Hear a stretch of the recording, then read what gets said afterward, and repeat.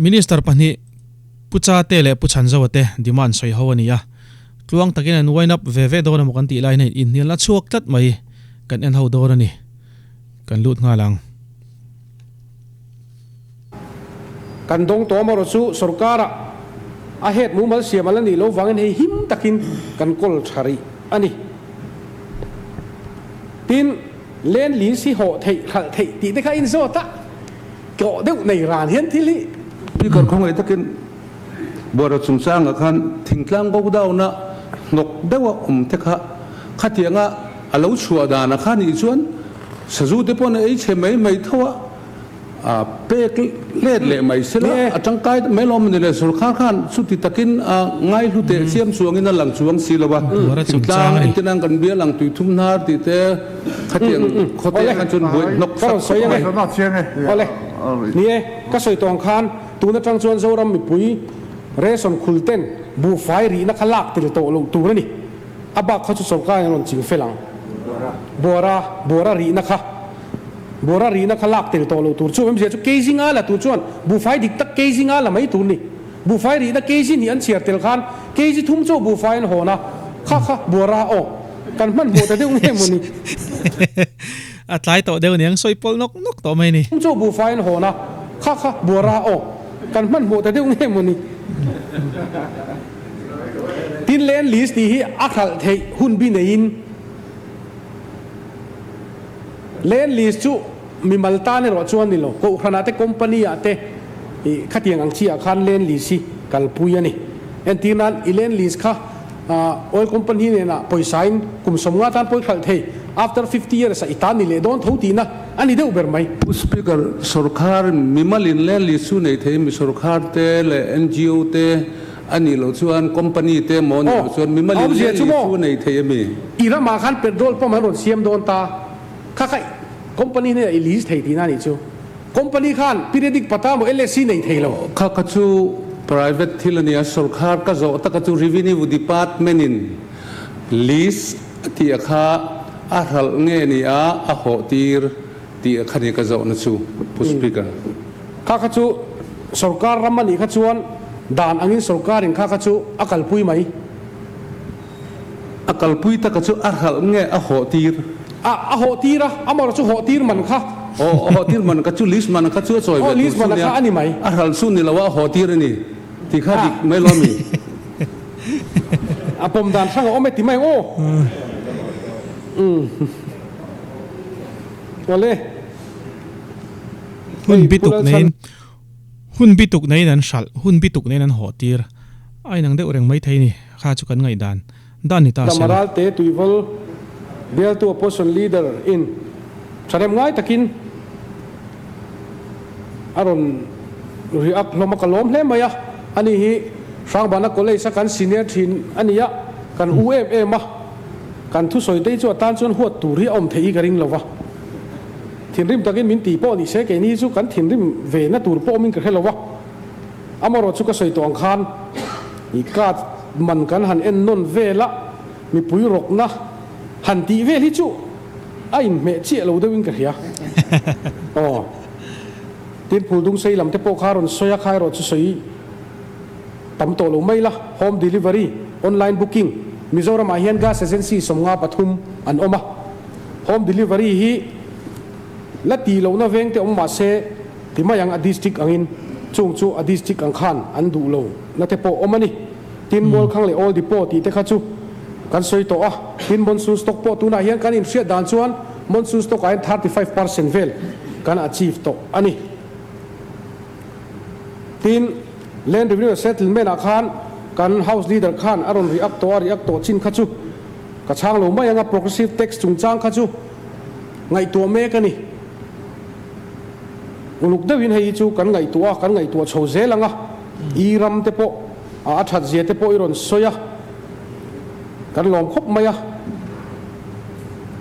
tin heng farm te hi an rin tla kem an try mi ti po ka soi tong khan that ta kan han tho theinan thei top kan chua authorized land value hiang zange kan nei ti hi revenue hian chu tiangin anei hran lova tuna hian land valuation committee adina khan an ngai tu dona tin aizol not le south bifurcation kha aizol not lamso kan thuam thar na sa a assembly session zo rem changa kan chief minister hi hontir kan tum ani pu speaker he house zom taka hian không ai demand pass Pu Speaker ngoro không ai demand pass thì mà khalin mình bảo hiền cái mà xây lâu thế lâu này như chia mình đi nhà khung lên tum xe chuan kan minister react pa in pass run deal se la chane Pu Speaker kalom ni kan hriat tlan vek po hi poin moin ka hria a kan minister zom tak poin mun takin min lo ngai thlak sak sela ka du khop maya one nation one reason ti te a idea hi thakop maya zam pui phul dung sei khuan one nation one reason ti te angak hel tu an ni Tripura lama reason a an umpo khu pui tia pong te hial zo a Mizoram ba kan om du tia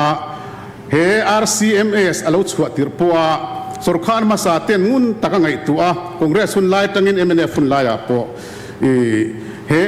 online na adara thun po Mizoram sarkar hi kan ni masa ati purlam chun buang zo ka offline in an omani chu wang chuan chu tiang situation na RCMS implement nuwa po thila oma Mizoram sarkar thara loadinga Sani som Nepali Mars April May vel khan double an niti kan official tenan butsuak ni na langa an delete tamen Pu speaker kan soi pot ta ro to view lo mo ai tok lo mi thile damkar dam thilania chu wang chon khatian noi liam mai chi ni lo trong kam thiama mi han soitir ve pot chela speaker in a phalna thlapina soitir ani lo lo mi thile damkar dam thilania chu wang chon khatian noi liam mai chi ni lo trong kam thiama mi ril ru hitam mai technology thilani trong kam chu Pu speaker hemi lim hian kai po political advisor to CM kan niangin lim choni na huna ka zukala kan soyang vak ki ani chuang big lo ngoi ro i kalpo ha kalasta pu speaker CM advisor sa on taka kalpo ka ka ve ya ati be dong tok lekani chu wang chuan Pu speaker azona chana ni to khami kha debate na mun tura ni to lo wai na progress ani to khami kha ni to Pu speaker kab a be dong to ka ti dan tur sok ni ya ni chuan mun ni ano an ti to pa ni mai ni lo ati to minister minister boro ka wasang ang reng ve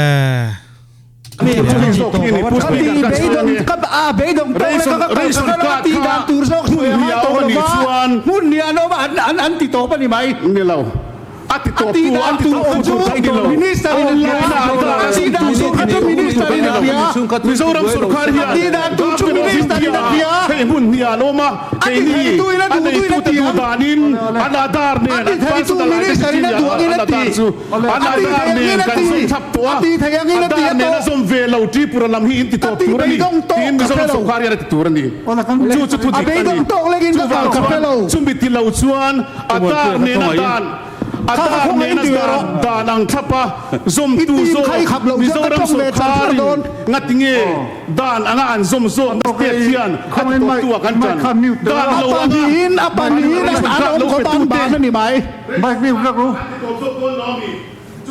Mizoram sarkar ka ni to atoke I question chianga Pu speaker oi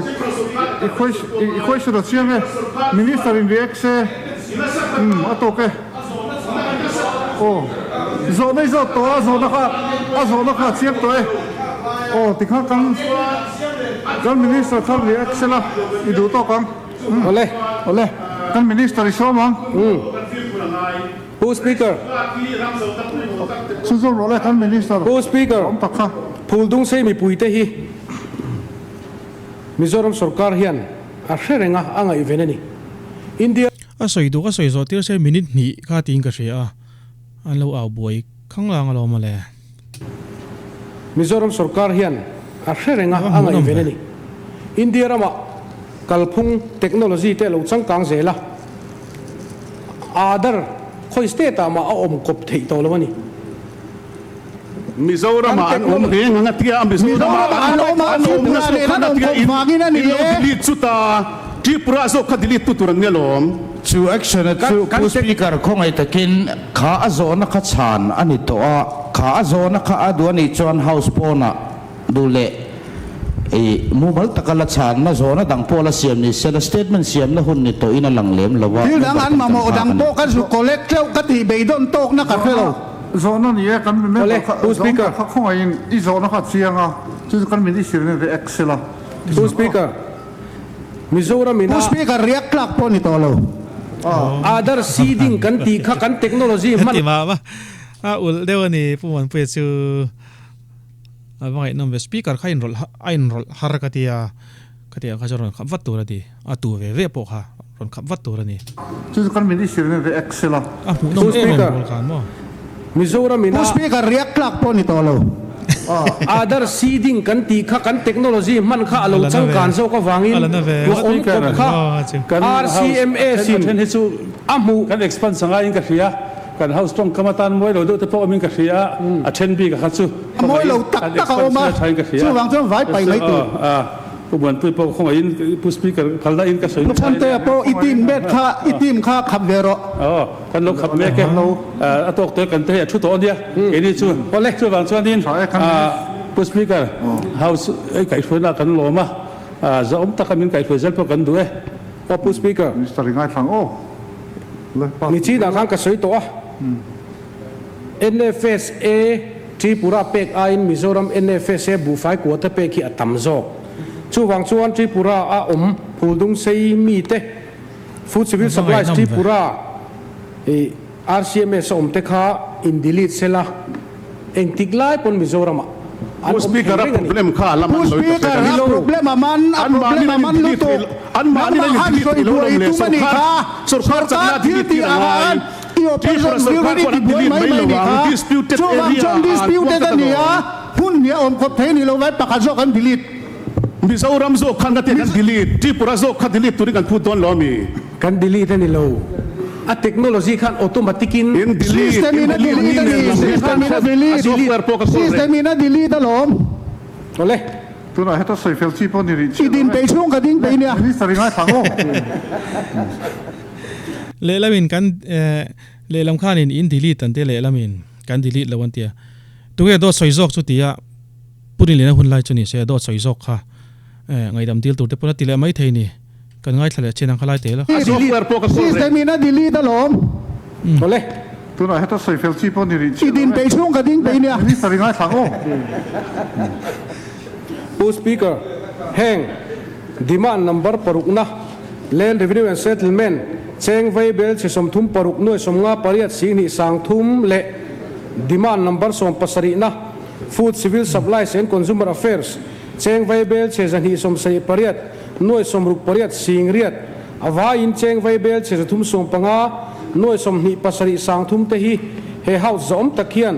min pas pui turin karon nge ne ole tu na chuan minister zom tak pu vi lal chan zawan a demand te khatna demand number 6 land revenue and settlement vaibel se som thum le paruk noi som nga le pariat sing le sang thum pani na demand number 17 food civil supplies and consumer affairs cheng vaibel se ni le som sari pariat noi som luk pariat le sing riat avain cheng vaibel se zathum le som panga noi som sari noi som ni le pasari le sang thum chu house a pasaron dil ta rem ti piang in rem ti te ula rem ti lo kanom chuan rem ti lo ti la alam ome kan minister zom tak pubilal san zawa diman chu house in lungrol takina pasta ani pas te shabe kalome pas te kan shabe minister kha atui hliam chi makrenga kha kan sena no ka bu fai te khaใครนักตุก assembly session นักหมุนอมกระดิ่งอ่ะข้าบอกรข้าตอบไม่ยิงกระดิ่งแล้วว่าข้านินเอาหน้าอังเร่งฟิวไม่ผู้มวลผู้ใหญ่เละผู้รบาตะข้าเอ็งก็มาตักซองอะไรเชียงอังที่อารินไทยนี่ฮะไงน้ำตุกกันตุกตกัง